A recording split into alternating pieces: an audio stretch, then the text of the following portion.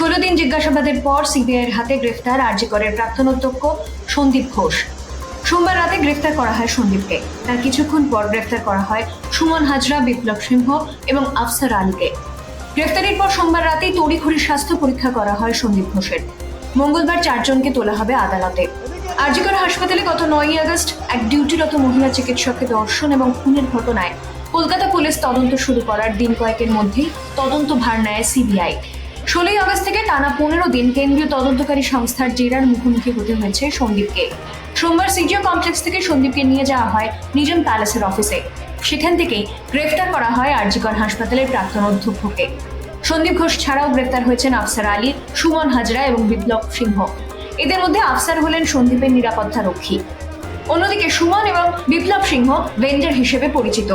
আর্থিক দুর্নীতির মামলায় গ্রেফতার হওয়া 4 জনই আপাতত রয়েছেন নিজাম প্যালেসে।